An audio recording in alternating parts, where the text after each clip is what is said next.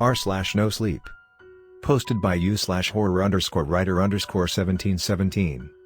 I'm a truck driver and roadkill can be much more dangerous than you think. Cowering in the fetal position in the back of my destroyed delivery truck, waiting to die a gruesome, horrible death isn't exactly the way I saw this day ending when I woke up this morning. Driving for hours on end can do strange things to your mind. My route was so remote it was tough to finish in 8 hours. There was a garage that ordered car parts frequently that was 3 hours away from our home base. Just driving straight there and back, with no traffic issues usually took the entire shift. There were a few other garages that ordered occasionally on this route as well. You know how when you're really focused on listening to a song or when you're thinking about something and really concentrating on it, everything else seems to disappear and you go into autopilot mode? You're still technically driving the truck, but only by reflex. The route was a 2-lane road that passed right through a state forest and animals could be a problem. You had to be attentive when you drove or you would end up with a deer as a hood ornament if you were lucky. I'd heard stories of drivers hitting bears and that's something I had zero interest in experiencing firsthand. I suggested we mount a huge metal barrier on the front of the truck like a cow catcher on old steam trains. My boss was less than amused. So you can see how going into autopilot mode would be quite undesirable and even dangerous. And yet here I was, driving through a forest, eyes unfocused, listening to music, barely conscious of my surroundings. Hours of driving on a solitary road will do that. I didn't remember the last time I saw a car, even going the other way. For all I knew the zombie apocalypse could have happened and I'd have no clue. Even the trees wouldn't be so bad if there were different kinds to break up the monotonous scenery. But there wasn't. It was just pine trees. Miles and miles of pine trees in perfectly straight rows. So, when something big and brown walked out in front of my truck I didn't have the time or the presence of mind to slam on the brakes or swerve around it. I just hit it dead center causing catastrophic and instant failure. The airbag exploded in my face, smacking me in the forehead and making visibility a problem. I always wondered how a giant exploding marshmallow was supposed to help things in the middle of an accident. I was barely able to maneuver the truck to the side of the road. I didn't have to worry about turning it off. The engine sputtered twice and died. I sat there, hands shaking, barely breathing, waiting for my mind to slow down enough to tell me what to do. All it was doing at the moment was showing me replays of the crash over and over. Like I really needed to see what I just experienced. Finally, I woke from my shock and stupor to a massive concave impression where the front of my truck used to be. I unbuckled and pushed the airbag aside before climbing out and walking to the front. It looked like some weird modern art. The bumper, grille, and hood were shoved back almost to the windshield. There was a large round space at the front where the radiator used to be. I got down on the ground and saw showers of liquid from several places. The antifreeze, oil, and gasoline merged together into one sickly sweet smell. I could see the river of my truck's precious fluids running to the side of the berm and into the grass. I continued around the side of the truck to finish my initial inspection. The damage was obviously catastrophic. There was no way this truck was going anywhere. I came back around to the driver's side and looked up and down the road. There was no traffic. I had been driving on this road for over 2 hours and don't remember seeing another car. Of course in my music/boredom-induced coma, I could have missed it. But that was what got me here to begin with. Why the hell do they deliver this far anyway? I thought, knowing full well the answer was money. As I came around the side I saw a spark from under the hood where it was buckled up enough for me to see underneath. Shit, I said. The battery. I dove into the cab and grabbed my phone, then ran as fast as I could away from the truck. When I was a good 50 yards or so, I slowed down and turned back waiting for the truck to erupt in a huge fireball, action movie style. I was relieved and disappointed at the same time when it didn't happen. I sat on the berm and waited. 10 minutes passed and nothing. I looked at my phone and thankfully it was undamaged. Unfortunately, I had no service. That really shouldn't have surprised me since I'd driven this route before and knew there was no service from the time I'd entered the forest until the time I left it. Which would have been another hour if the truck was still barreling along at 55 miles an hour. Or at least that's how fast I tell the boss I drive. So, it was decision time. Do I stay with the truck and the shelter it provides?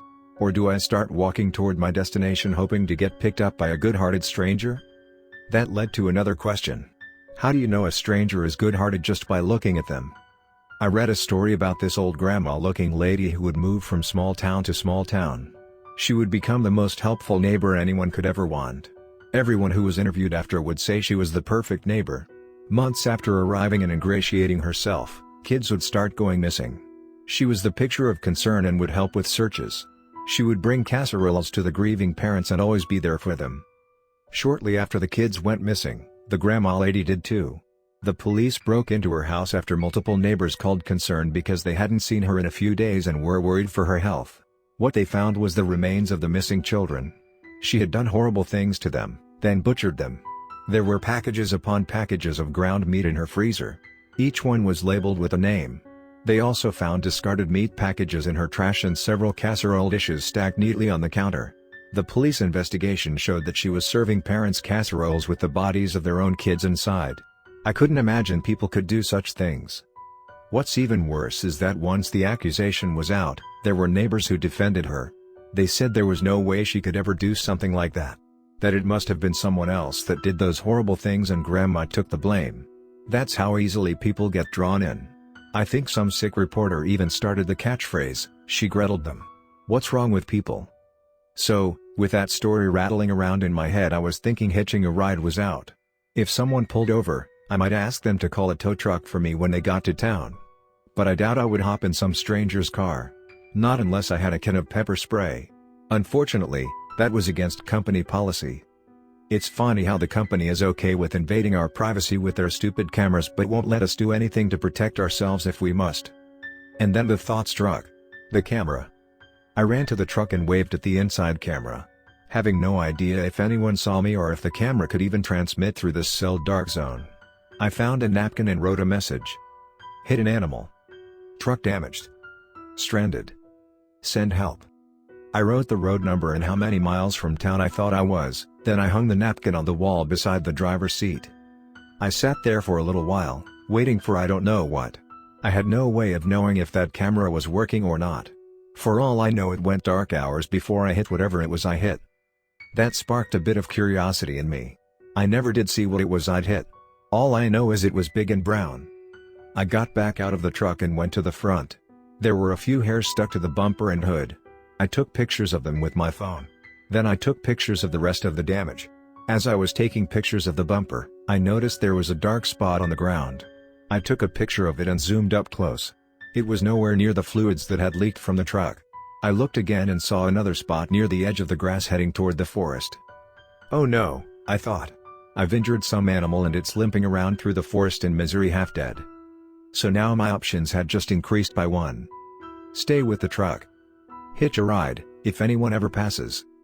Walk to town. Follow blood and check on the animal. None of them were ideal. Each of them had its pluses and minuses. I couldn't just flip a coin either. Unless I did some round-robin type tournament for which one would win. As bored as I was, that was a definite possibility. I looked up at the sky. The sun was shining brightly overhead with only a few stray clouds drifting by. Unfortunately, surrounded by tall pine trees on either side, there wasn't much sky to see. I paced for a half hour hoping for a passerby. Failing that, I started my round-robin tournament of options. After a heated battle, Follow Blood won the championship.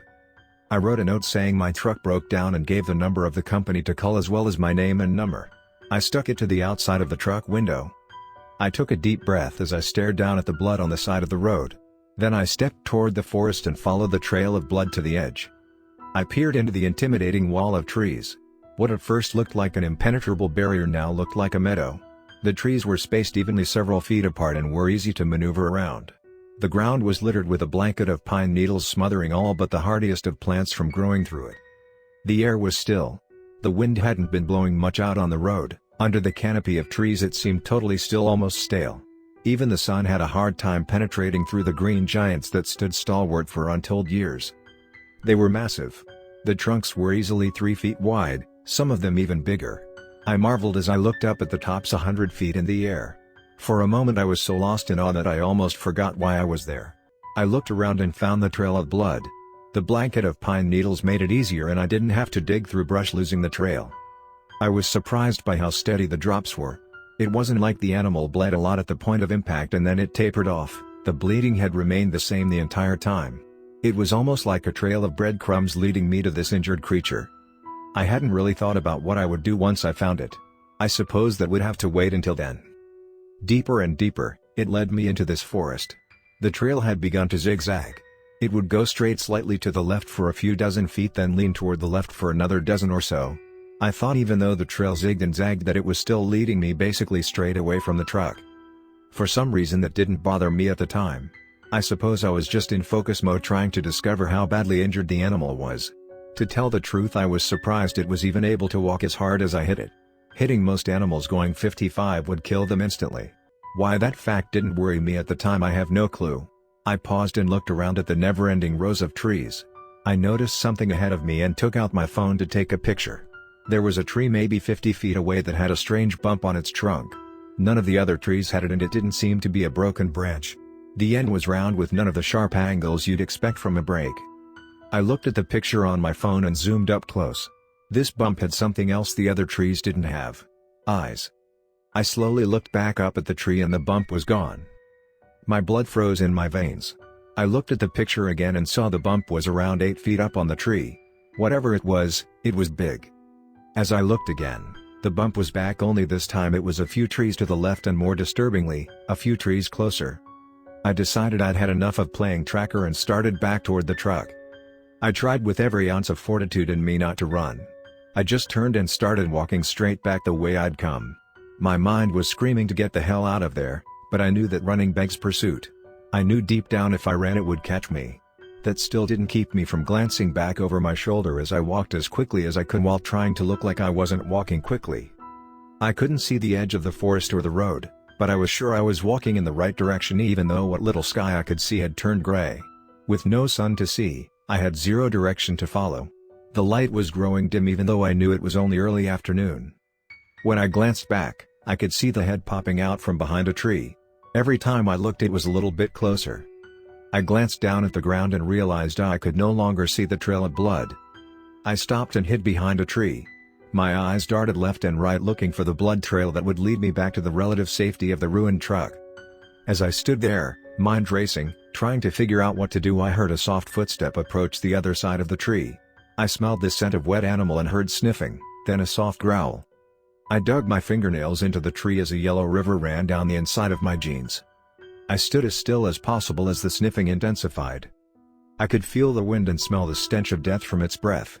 As it stepped to the front of the tree, I heard a low rumble. I wondered when its last meal had been, knowing full well that I would be its next. My body shook from head to toe as the creature stood 2 feet in front of me and looked me up and down. All I could do was watch in horror as it picked the choicest cuts of meat it would devour first. I looked back at this thing, this monster whose name I would never utter even if by some miracle I made it out of here alive. To say the name invited ridicule and the potential of an involuntary visit to places like Sunnyside Mental Institute, depending on how vehemently you defend your sighting. It was easily 8 feet tall and covered in brown hair. Its eyes pierced into my soul, freezing me to the marrow. Its mouth was slightly open, and I could see the fangs inside. As my eyes went from top to bottom, I saw the claws at the end of its massive arms. When I got to its waist, I saw a dark spot that had congealed blood. I knew that was where I'd hit it. Seeing my eyes linger there, it let out a menacing growl. I knew my life was over. There was nothing I could do about it. It drew its massive arm back. I closed my eyes and waited for the inevitable. The sky exploded with light, followed by a boom and rumble that sounded like a bomb had gone off. It looked to the sky, and when it looked back, I was gone. I gave up on subtlety and ran with all my might. I ran like a man possessed. Like I was running for my life, which I knew I was. I was running blind. I had no idea which way the road or the truck was when I heard an engine sound to my left. I zeroed in on it and ran in that direction as I heard the truck driving away. The sky was dark enough that I could barely see the trees in front of me to avoid running into them. Another flash cut across the sky and lit up my path for a moment, then the thunder crashed just as loud as the last. The engine roared as it seemed to struggle, but I could hear it disappearing into the distance. I broke out of the tree so suddenly I nearly fell. I ran up to the road and my truck was gone.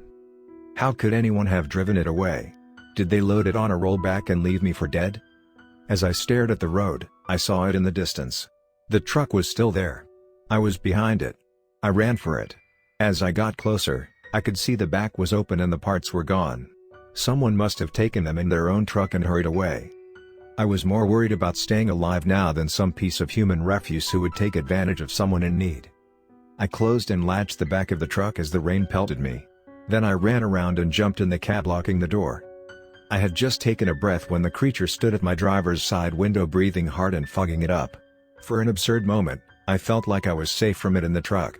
That moment disappeared when it broke the glass and reached in for me. I dove into the space between the seats and climbed through the door that led into the cargo area. I slammed the door shut and backed as far away from it as possible. I could hear the cab being ripped to pieces as glass shattered and thumps resounded through the cargo area. And then it stopped. As much as the crashing terrified me, the silence was worse.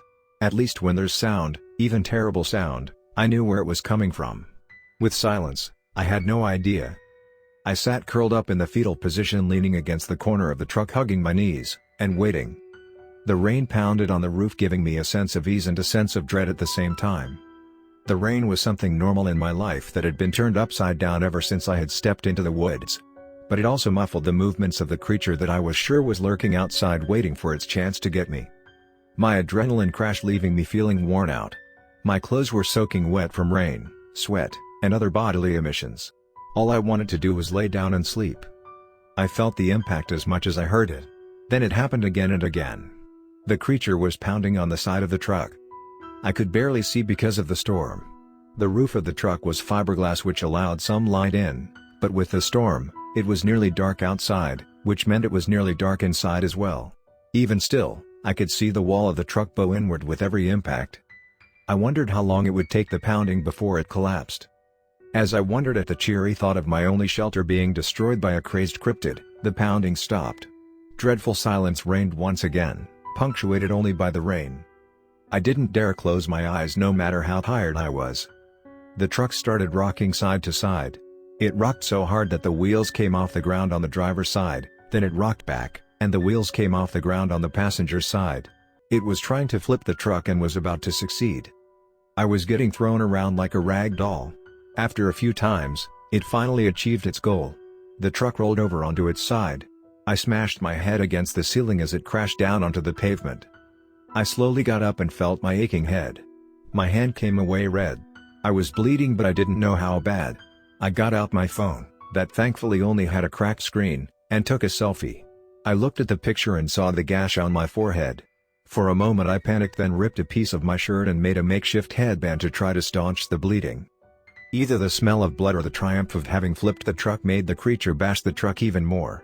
It attacked the roll-up door, then it went after the undercarriage. I was waiting for the fateful moment when it went after the roof, which was easily the weakest part of the truck.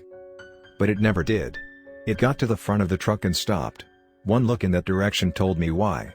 The door between the seats that led from the cab to the cargo area was open. It had slid off when the truck was rocking and smashed. I looked out straight into the eyes of the creature. I sat still, hoping it couldn't see me in the dark cargo area.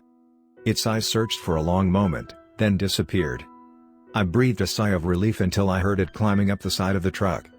My mind went into overdrive. I knew it had smashed the driver's side window but wasn't sure about the passenger's side. As I thought this, I heard the passenger side window break. I knew it was climbing in to find me. I knew I was dead. I slid quietly over to the floor side of the cargo area all the way to the back door. I knew it was darker than the roof side. I made sure my phone was in my pocket so no light would shine, and I curled up as small as I could. I had just gotten settled when I saw its head peek in through the door. Its eyes searched the back slowly, scanning back and forth. Just when I thought it was satisfied I wasn't here, it stopped. Its eyes stared straight at me. It started climbing through the door but was struggling to fit in. It put one arm through then the other and squeezed in up to its hips. When it scraped the injured hip against the side it roared in pain. I'd never heard anything that loud or terrifying. It was pushing through the pain to get to me when I saw flashing lights.